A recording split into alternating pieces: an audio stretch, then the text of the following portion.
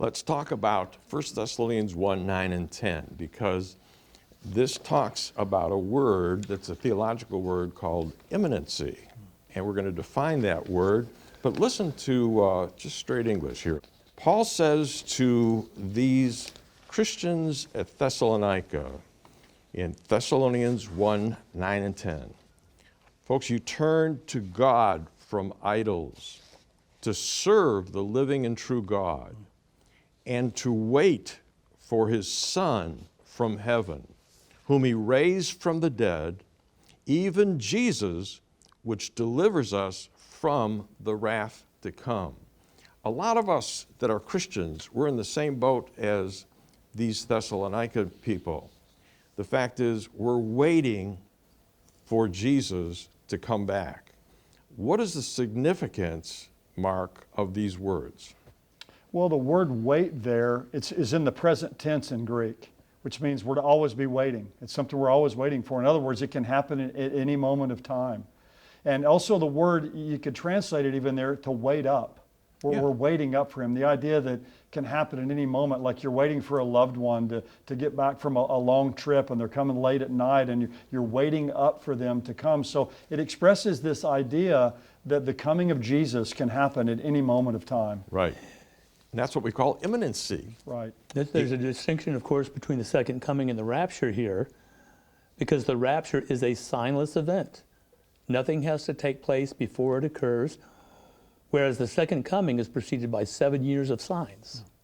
Yeah. And also this doctrine of imminency, John, is taught throughout the New Testament. And there are some 24 passages that talk about the early churches eagerly anticipating the return of Christ. We look for our Savior to come from heaven. It's the blessed hope. And so really throughout the whole New Testament, you have this spirit of expectancy. Sometimes people will say, well, where do you find this idea in the Bible? It's all throughout the New Testament. And so as we see the early church, we see she is a bride who is really waiting for that wedding day and anxiously anticipating. Yeah, A.T. Robertson, the Greek scholar, said that this waiting up for, it's like waiting for a person that's coming, and so you're staying up until they get there.